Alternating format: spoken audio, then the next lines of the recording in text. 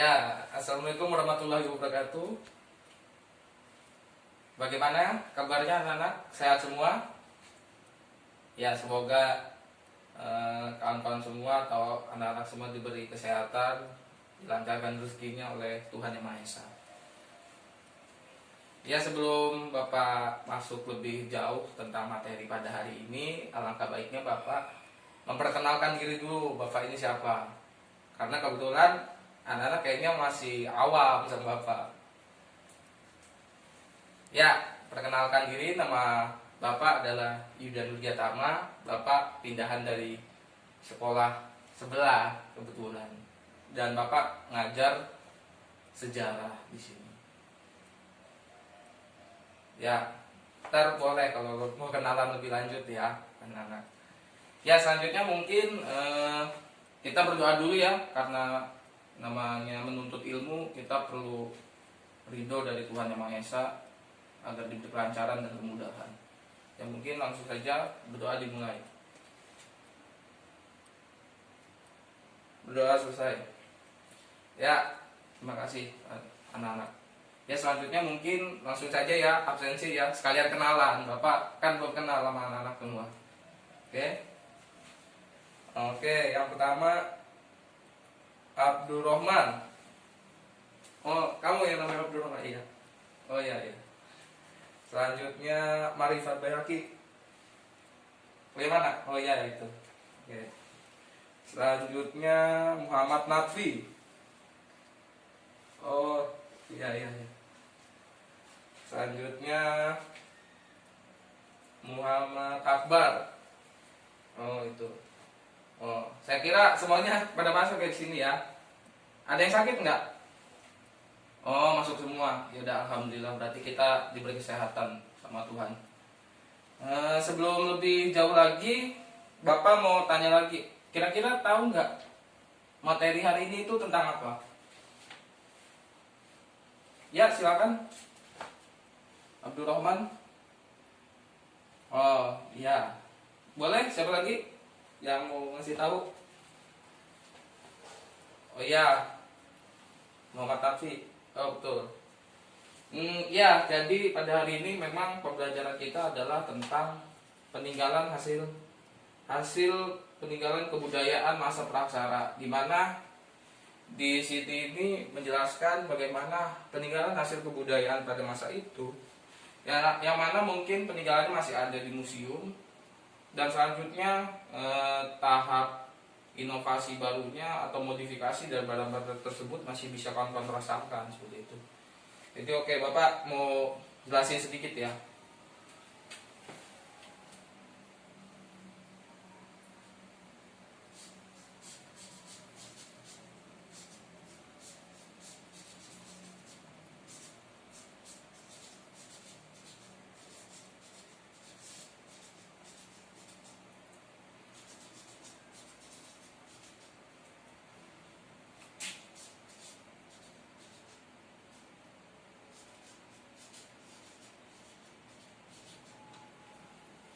Ya, di sini kita bakal membahas mengenai materi pada kali ini tentang hasil-hasil kebudayaan masa praksara.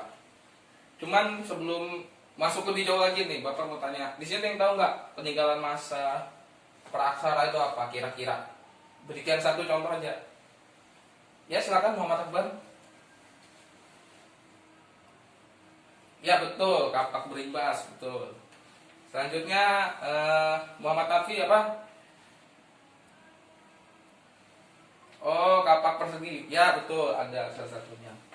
Ya, di sini kita jelasin sedikit dulu ya, bagaimana pembabakan waktu dalam adanya kebudayaan ini. Dimana kita ketahui bersama dalam masa praaksara itu ada 3 babak atau periodisasi waktu, yaitu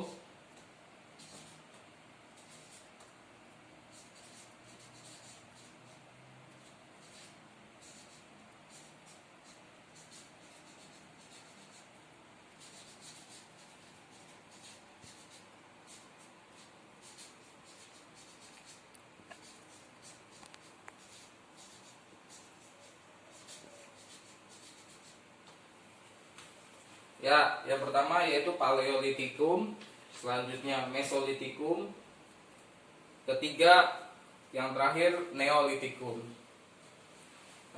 Di sini ada yang tahu nggak arti Paleolitikum itu apa? Bapak pengen nanya dulu. Ya silakan, Marifat Behaki. Zaman batu. Oh iya, tepat, masih hampir tepat. Selanjutnya, ya boleh, Muhammad Nafi apa? Zaman batu tua. Oh iya, tepat sekali. Ya, Paleolitikum yaitu artinya zaman batu tua. Di mana di sini masih masyarakat purba itu masih awal gitu, awal muncul dan awal mengenai sebuah kebudayaan yang mana menopang dalam kehidupan sosialnya seperti itu. Ya, selanjutnya Mesolitikum. Di sini ada yang tahu Mesolitikum artinya? Ya, Abdurrahman. Zaman batu pertengahan. Oh iya, betul, tepat sekali. Mesolitikum artinya zaman batu pertengahan. Selanjutnya yang terakhir, Neolitikum, ada yang tahu? Ya, mereka bayaki lagi. Zaman batu muda. Oke. Ya, Neolitikum artinya zaman batu muda. Di mana di sini ada tahapan-tahapan bagaimana pembentukan sebuah kebudayaan atau hasil-hasil kebudayaan itu sendiri. Yang mungkin kawan-kawan bisa mengetahui bagaimana perkakas yang kawan-kawan gunakan pada hari ini itu mungkin mengadopsi dari kebudayaan pada masa praksara seperti itu. Mungkin Bapak mau kasih contoh, yaitu contoh saja di sini ada yang punya cobek di rumahnya.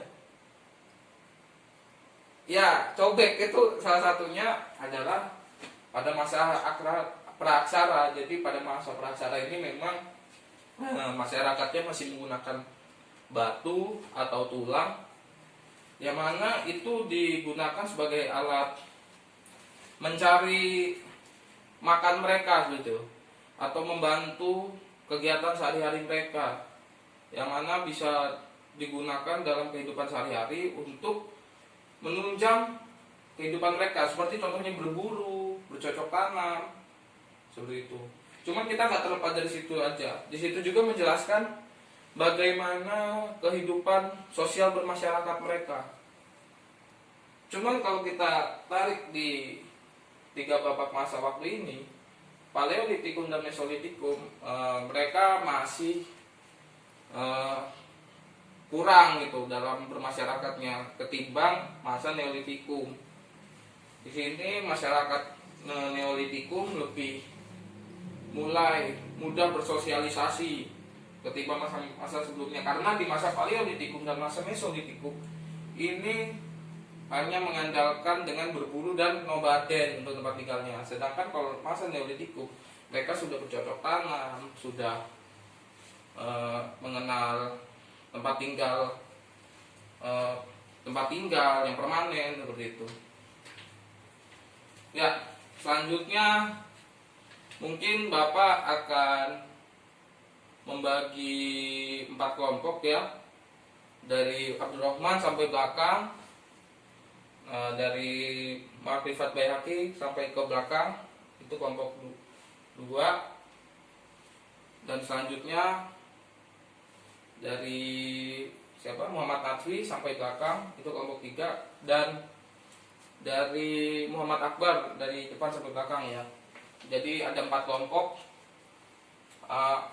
Di sini Bapak mau kawan-kawan mengklasifikasikan gitu atau mencari peninggalan apa saja yang ada pada masa praksara ini.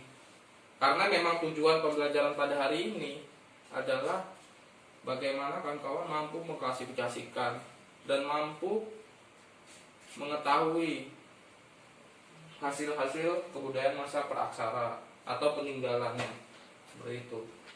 Mungkin Bapak kasih waktu berapa 10 menit ya untuk kawan-kawan berdiskusi untuk mencari hasil-hasil kebudayaan ini.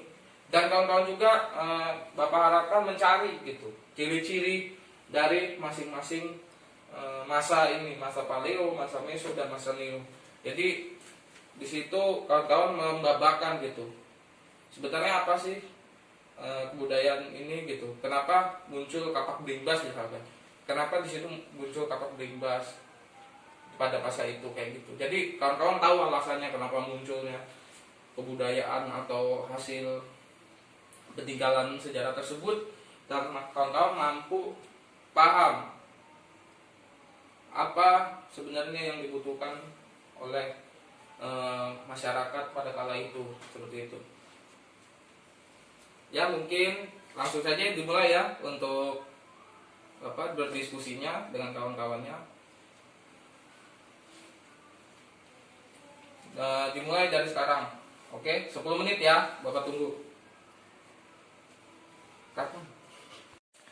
Ya, waktu diskusi sudah selesai ya.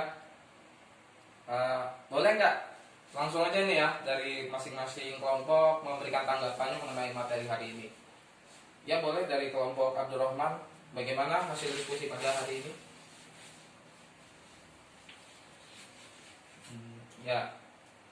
Ya tepat sekali. Ya selanjutnya dari kelompok Muhammad Akbar, silakan. Ya baik, mantap. Selanjutnya dari kelompoknya Muhammad Natfi. Oh ya, kakak.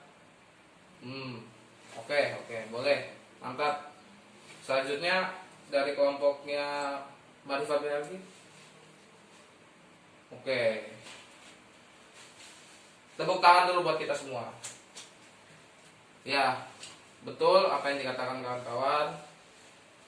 Banyak tadi kawan-kawan menyebutkan banyak sekali peninggalan pada masa praksara ini, mulai dari kebudayaannya hingga peninggalan bendanya seperti itu. Itu tepat sekali yang kawan-kawan sebutkan. Begitu banyaknya dan begitu kayanya memang peninggalan sejarah pada kala itu, dan bagaimana untuk menunjang kehidupan sehari-hari masyarakat praksara. Dan juga tadi kawan-kawan juga sudah menjelaskan bagaimana alat ini digunakan buat apa sih? Kok kenapa pakai alat ini gitu? Kenapa nggak pakai yang lain gitu? Tadi kawan-kawan menjelaskan cukup baik. Kawan-kawan menjelaskan mengenai misalkan tadi dari kelompok Muhammad Nafi jelaskan tanpa berimbas buat memotong hewan seperti itu, buat memotong daging karena pada masa itu lagi masa berburu. Ya tepat. Ya memang seperti itu. Karena ibaratnya dalam suatu kondisi keadaan masyarakat itu memang membutuhkan yang namanya sebuah inovasi atau sebuah tantangan untuk bagaimana memenuhi kebutuhannya gitu, atau hajat hidupnya gitu. Seperti itu kira-kira. Nah, ya oke, semuanya udah baik dalam berdiskusi dan udah cukup tepat sekali. Selanjutnya mungkin Bapak mau jelasin lagi gitu. Bapak ada sedikit gambar di sini. Bagaimana gambar-gambar ini merupakan ya sedikit gambar-gambar dari peninggalan masa praksara ini, karena kalau digambarkan cukup banyak dan kawan-kawan bisa melihat di buku paket atau buku LKS kawan-kawan yang tadi dibuat bahan berdiskusi. Di situ Bang mau menjelaskan sedikit gitu. Dimana di masa Paleolitikum ini itu dibagi menjadi dua babak gitu, dalam penemuannya ya, yaitu di Pacitan dan Ngandong. Dimana di Pacitan sendiri itu ditemukannya kapak berimbas gitu. Kapak berimbas itu tadi yang udah disebutkan oleh kelompok Natfi gitu, untuk digunakan untuk memotong daging atau memotong hewan gitu. Selanjutnya di Pacitan di Ngandong. Nah, di Ngandong itu ditemukannya flek. Jadi ini kapak berimbas. Nih, kapak berimbas. Selanjutnya yaitu flek. Flek itu apa sih, Pak? Flek itu adalah tulang seperti itu, yang mana diruncingkan ujungnya. Nah, di sini pada masa itu digunakan untuk berburu atau biasa menangkap ikan, berburu hewan seperti itu. Karena masyarakat pada Paleolitikum ini itu masih nomaden seperti itu, masih berburu, karena masih ya kehidupan awal manusia gitu, masih berharap pada ke alam gitu, masih berharap pada alam gitu. Jadi di sini masih tahap berburu gitu. Dan yang tinggal pada masa Paleolitikum ini yaitu Homo javanicus, Homo soloensis, seperti itu. Jadi disitulah orang-orangnya.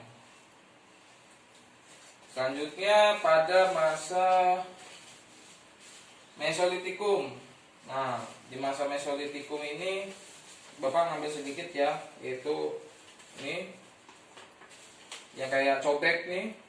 Nah, ini mungkin yang masih digunakan oleh kawan-kawan atau ibu dari kawan-kawan semua untuk memasak di rumah. Nah, ini biasanya dulu digunakan untuk menumbuk bumbu pada Mesolitikum ini. Karena pada Mesolitikum ini dikatakan masyarakatnya masih nomaden, cuman bertempat tinggal. Karena mengapa? Karena mereka tinggal di gua seperti itu. Mereka tinggal di gua, mereka sudah mulai menetap gitu. Cuman tidak menetap permanen gitu, hanya sementara di masa Mesolitikum ini. Dan juga kebudayaannya yaitu adanya sampah dapur. Ini yaitu sampah kerang, yang mana sampah kerang ini ditemukan di pesisir timur Aceh dan Sumatera Barat. Jadi di pesisir itu ditemukan tuh gunungan kerang ini, sampah kerang ini, atau sampah dapur kalau disebutnya. Jadi pada masa itu memang betul-betul sudah setengah lah, hampir memenuhi inovasi atau kriteria untuk masyarakatnya itu agak berpikiran lebih maju gitu. Cuman alat-alat yang digunakannya masih sama seperti yang digunakan Paleolitikum. Masih menggunakan kapak berimba, masih flex, masih menggunakan kapak genggam gitu. Jadi penggunaan alat-alatnya pokoknya sama, cuman kebudayaannya sudah agak maju dengan tinggal di gua-gua, ditemukannya sampah dapur gitu. Nah, selanjutnya pada masa yang muda nih, yaitu masa Neolitikum. Di sini ada gerabah, ada perhiasan. Nah, perhiasan ini biasanya dibuat dari batu dan tulang ya. Selanjutnya gerabah. Bagaimana gerabah ini memang sudah ada ternyata sejak zaman dulu gitu. Di mana gerabah ini ditemukan di daerah Tangerang. Kalau di sini ada yang saudaranya orang Tangerang mungkin. Di situ ada ditemukan sebuah gerabah pada masa Neolitikum. Ternyata gerabah juga masih digunakan pada masa sekarang. Berarti ini membuktikan bahwasanya masyarakat kita mengadopsi barang-barang yang digunakan pada masa praaksara. Nah, itu sedikit materi dari Bapak ya. Mungkin di sini ada yang mau bertanya lagi?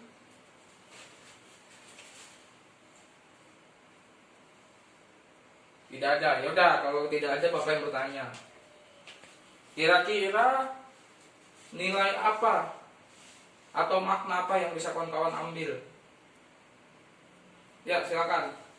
Muhammad Akbar. Ya, tepat. Oke. Bagus sekali jawabannya. Ya, selanjutnya makna apa dari pembelajaran sejarah ini bisa diambil? Ya, Muhammad Taufik. Oke, mantap. Ya, betul. Makna pembelajaran sejarah yang bisa diambil pada kesempatan kali ini adalah bagaimana sebuah kebudayaan itu terbentuk dari hasil tantangan yang terjadi pada masanya. Jadi di suatu kondisi masyarakat membutuhkan sesuatu, disitulah terbentuk sebuah inovasi yang bisa digunakan dan untuk menunjang kehidupannya. Yang bagaimana ini tentunya untuk mempermudah dan tidak mempersulit dalam kehidupannya, dalam kehidupan bermasyarakatnya, dan untuk memenuhi kebutuhannya dan kebutuhan hajat orang banyak tentunya. Ya, mungkin karena udah habis ya jam pelajaran pada kesempatan kali ini, ya Bapak sedikit menyimpulkan aja. Cuman sebelum Bapak menyimpulkan, Bapak mau anak-anak dulu gitu yang mau menyimpulkan pada pembelajaran pada hari ini. Boleh, silakan. Siapa yang mau menyimpulkan pada kesempatan pembelajaran pada hari ini? Ya, boleh, Abdurrahman, silakan.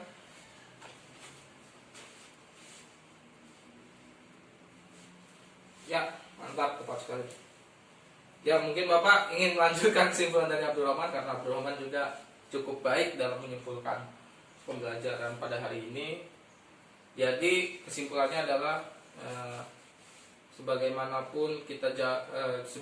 jauh pun kita melangkah, tentunya kita harus ingat dalam sejarah. Ternyata kehidupan kita sekarang ini tidak terlepas dari kehidupan di masa lalu. Dan apapun yang melekat dalam kehidupan kawan-kawan ini adalah hasil seleksi alam atau hasil dari bagaimana pembelajaran dari masyarakat pada kala itu dan bagaimana kita bisa merasakannya sekarang, yang mana peninggalannya masih bisa kawan-kawan gunakan begitu, walaupun itu bentuknya sudah inovasi, walaupun udah bukan bentuk aslinya, cuman kawan-kawan bentuknya masih sama gitu. Dan zaman dahulu, zaman praksara yang sudah beratus-ratus juta tahun yang lalu seperti itu udah banyak seperti itu. Ternyata alat-alatnya, bagaimana kita menggunakan pisau, ternyata dulu juga ada, misalkan kapal genggam atau kapal berimas untuk memotong hewan. Bagaimana sekarang ada panah, ada tombak, itu dulunya misalkan flag untuk berburu seperti itu. Jadi kehidupan di masa lalu itu harus menjadi cerminan kita untuk bagaimana bisa melihat ke depan. Mungkin itu saja untuk pertemuan pada kali ini. Bapak mohon maaf bila ada materi yang disampaikan kurang berkenan. Semoga materi pada hari ini bermanfaat dan mampu dipahami oleh kawan-kawan semua, yang mana ilmu ini akhirnya bisa bermanfaat. Mungkin itu saja dari Bapak, kurang lebihnya mohon maaf. Assalamualaikum warahmatullahi wabarakatuh. Dah.